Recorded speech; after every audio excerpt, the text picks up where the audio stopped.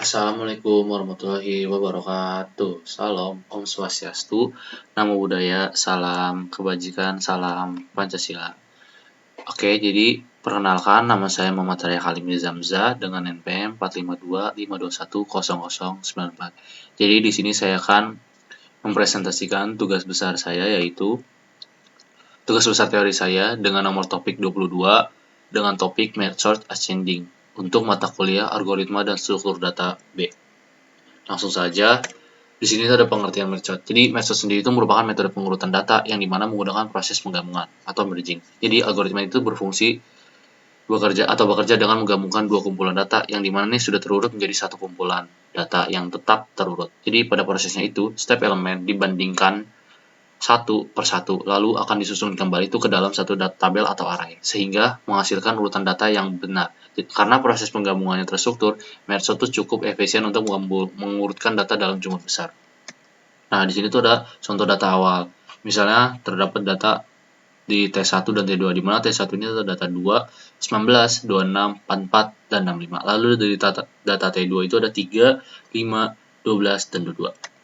Nah, proses pengurutan dengan metode penggabungan. Jadi, mula-mula tuh diambil data pertama dari T1 atau 2 dan data pertama dari T2 atau itu 3. Nah, dari data itu akan dibandingkan nih antara 2 dan 3. Yang dimana kan berarti 2 itu lebih kecil ya. Nah, data yang pertama yang di ini itu bakal diletakkan di T3.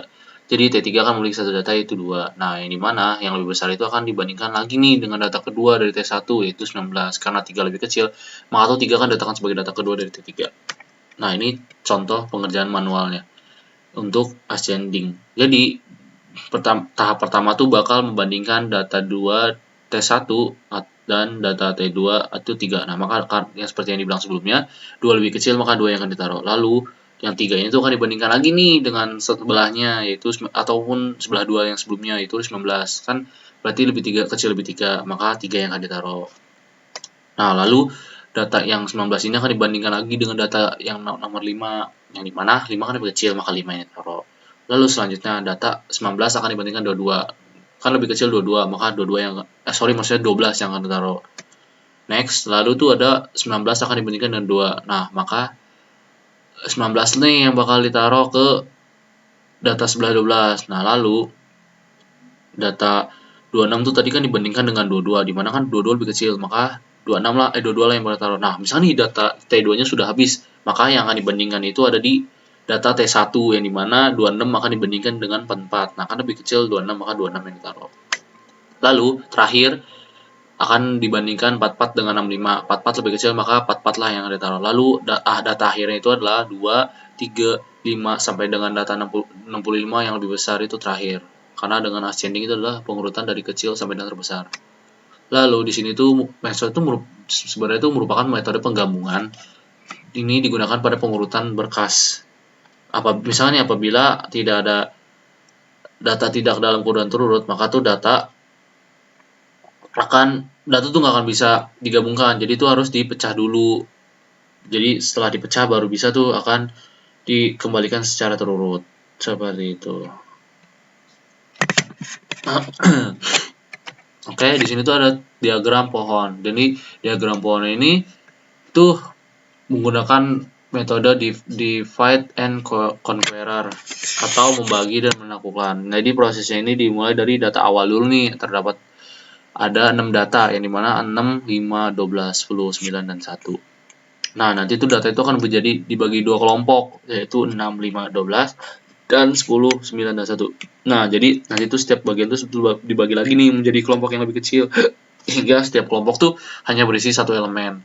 Yang mana seperti 6, 5, 12, 10, 9, dan 1, tahap pembagian itu tujuannya itu sebagai proses pengurutan menjadi lebih mudah dilakukan. Nah, setelah semua data terpisah menjadi elemen tunggal, proses berikutnya itu adalah merge atau penggabungan kembali pada tahap ini. Elemen yang berdekatan dibandingkan dan disusun dalam urutan menaik. Sebagai contoh nih, ada angka 5 dan 12 digabung menjadi 5, 12. Kemudian digabung lagi nih dengan angka 6 sehingga menghasilkan 5, 6, dan 12. Di sisi kanan nih ada angka 9 dan 1. Dibandingkan lagi nih sehingga angka menjadi 1 dan 9. Lalu digabungkan lagi dengan angka 10 sehingga menghasilkan 1, 9, dan 10. Nah, pada tahap terakhir, dua kelompok tersebut yang sudah terurut itu bakal yaitu 5, 6, 12, dan 1, 9, dan 10, nah akan digabungkan kembali nih dengan membandingkan setiap elemen secara berurutan dari yang terkecil hingga terbesar. Nah, hasil akhirnya itu adalah 1, 5, 6, 9, 10, 12. Nah, diagram pohon itu supaya itu memperlihatkan dengan jelas nih gimana sih merge sort itu membagi data menjadi bagian terkecil terlebih dahulu, kemudian menggabungkannya kembali secara terurut hingga menghasilkan data yang sudah terurut dengan benar. Nah, di sini saya akan menjelaskan codingan atau source code dari dari topik merge sort secara ascending. Jadi yang pertama ini ada library. Library yang saya gunakan itu IOStream yang berfungsi sebagai ini merupakan library yang penting karena kalau nggak ada library ini kita tuh nggak akan menulis cout, scene atau dan cout. Jadi fungsinya itu supaya bisa menampilkan kata di layar. Nah, jadi di bawahnya ada using namespace std. Jadi fungsinya itu apa sih? Jadi using namespace ini itu untuk memudahkan pengguna supaya tuh dia tuh nggak perlu kayak harus mengetik std dulu nih di awal, jadi langsung bisa masukkan scene ataupun cout. Nah, lalu masuk aja ke fungsi merge. Jadi fungsi merge ini tuh berfungsi untuk menggabungkan dua bagian array yang sudah terurut menjadi satu array.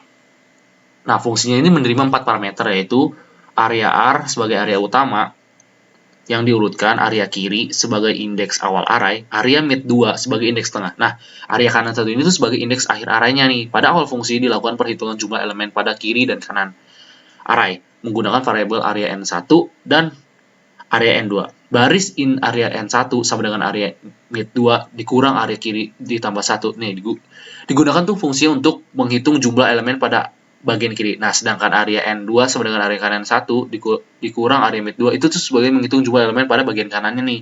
Misalnya jika terdapat array di titik tengah berada di indeks 3, maka bagian kiri akan memiliki indeks 0 sampai 3 dan bagian kanan memiliki indeks 4 sampai 6. Nah, setelah mengetahui jumlah elemen pada masing-masing bagian, program itu akan membuat dua array sementara, yaitu area L data area N1 dan area R data area N2. Nah, array sementara ini tuh fungsinya untuk digunakan untuk menyimpan datanya nih sebelum dilakukan pemrosesan dari bagian kiri dan kanan.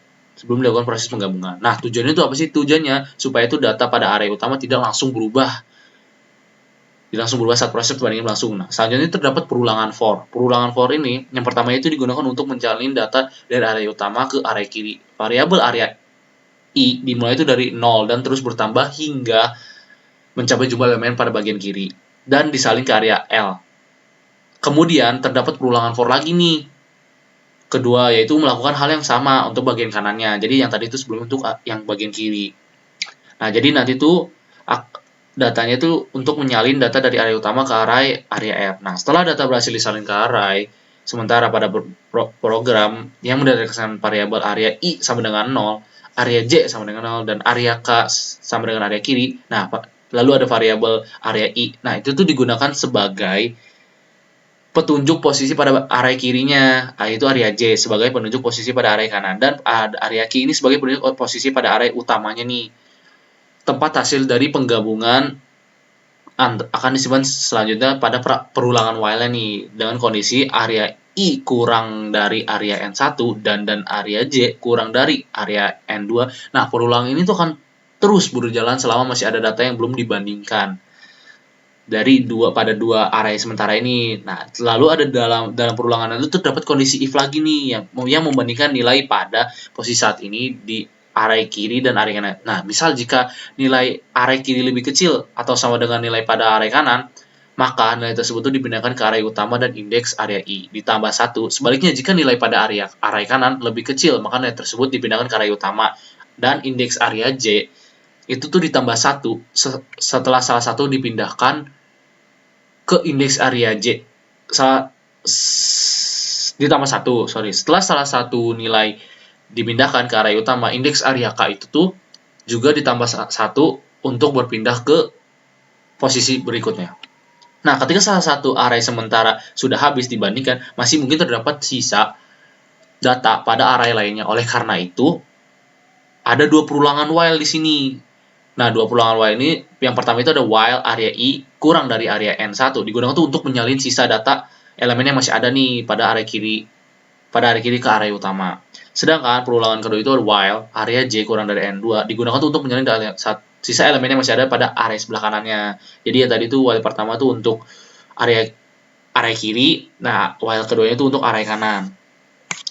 Nah, selanjutnya ini ada merge sort, fungsi merge sort yang dimana fungsi utama dari algoritma merge sort ini, fungsinya itu menerima 3 parameter, yaitu array yang akan diurutkan indeks awal dan indeks akhir. Pada bagian awal terdapat kondisi if area kiri kurang dari area kanan 1 yang berfungsi sebagai kondisi penggantian rekursinya. Jika indeks kiri sudah sama atau lebih besar dari indeks kanan, berarti bagian array tersebut hanya memiliki satu elemen atau bahkan kosong nih, sehingga tidak perlu dibagi lagi. Jika kondisi terpenuhi, program menghitung indeks tengah menggunakan rumus area kiri tambah area kanan dalam kurung area kanan 1 dikurang area kiri bagi 2 dan menyimpannya itu ke dalam variabel area mid 2. Nah, rumus ini tuh digunakan buat lebih aman dan menghindari kemungkinan overflow pada area yang berukuran sangat besar. Lalu setelah titik tengah diperoleh, fungsi merge sort itu membagi dirinya sendiri untuk mengurutkan bagian kiri array menggunakan merge sort. Nah, kemudian nih fungsi tersebut tuh kembali membagi dirinya sendiri untuk mengurutkan bagian kanan array menggunakan merge sort atau yang sebelumnya fungsi merge sort. Nah, proses ini tuh akan terus berlangsung hingga array terbagi menjadi bagian-bagian yang hanya berisi satu elemen. Setelah kedua bagian selesai diurutkan, fungsi merge ini dipanggil untuk menggabungkan kedua bagian tersebut menjadi satu array yang sudah terurut nih. Inilah proses dari prinsip utamanya algoritma merge sort yang dikenal dengan metode divide and conquer, yaitu membagi masalah menjadi bagian yang lebih kecil, menyelesaikan bagian tersebut, lalu menggabungkan kembali menjadi solusi akhir. Lalu di sini tuh ada fungsi cetak datanya. Nah, yang dimana fungsi cetak data itu untuk menampilkan isi array-nya ke layar. Fungsinya ini menerima parameter berupa array dan ukuran array. Di dalam fungsinya itu terdapat for yang dimulai dari indeks 0 hingga indeks terakhir array. Pada setiap iterasi program mencetak nilai array menggunakan cout area R data area I, yang sehingga tuh seluruh data dapat ditampilkan dalam satu baris. Setelah semua data selesai ditampilkan, program mencetak NL yang berbeda ke baris berikutnya. Lalu di sini ada fungsi utamanya atau in main. Nah, program itu akan pertama program itu akan meregistrasikan variabel R size-nya nih yang digunakan untuk menyimpan jumlah data yang akan dimasukkan menggunakan program, kemudian menampilkan pesan. Nah, yang dimana kita tuh akan maksudnya memasukkan jumlah datanya dulu. Nah, dan menunggu input dari pengguna menggunakan scene. Setelah jumlah data diketahui, misalnya kita masukkan 6 data. Nah, program itu akan membuat array dengan ukuran sesuai jumlah data yang dimasukkan selanjutnya. Selanjutnya, tuh program meminta kita nih pengguna akan memasukkan data satu persatu melalui pelongan for. Jadi kita tuh bakal memasukkan misalkan datanya tadi kan 6. Jadi kita akan memasukkan misalkan 22, 20 dan seterusnya sampai 6 data. Nah, setelah data berhasil dimasukkan, program itu akan menampilkan teks data dari yang sebelum diurutkan dan setelah diurutkannya secara ascending. Nah, selanjutnya program menjalankan fungsi merge sort area R 0 area size. Angka 0 ini akan menunjukkan indeks awal array dengan R size menunjukkan indeks terakhir array. Fungsi ini kemudian menjalankan seluruh proses dan pembagian pengurutan secara ascending. Nah, nanti itu akan menampilkannya nih data setelah diurutkannya. Nah, di sini terdapat dari ininya nih outputnya yang dimana kan tadi misalkan kita memasukkan jumlah datanya itu 6. Misalkan masuk datanya itu ada 20, 30, 11, 15, 16 dan 9. Nah, berarti kan data sebelum diurutkan itu ada 20, 30, 11, 15, 16 dan 9. Nah, nanti itu akan diurutkan nih dari yang terkecil hingga terbesar dari 9. Jadi setelah diurutkan itu akan menampilkan 9, 11, 15, 16 dan terakhir 30. Jadi itu yang output yang akan menampilkannya. Nah, di sini tuh ada pseudocode-nya.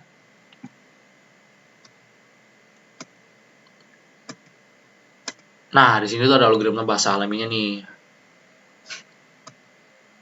Memanggil merge sort-nya, lalu ada memanggil merge sort lagi. Nah, itu saja yang ingin saya jelaskan untuk tugas mata kuliah algoritma struktur data dengan topik merge sort dengan nomor topik 22. Mungkin itu saja yang bisa saya sampaikan, kurang lebihnya mohon maaf. Jika ada salah kata, wassalamualaikum warahmatullahi wabarakatuh.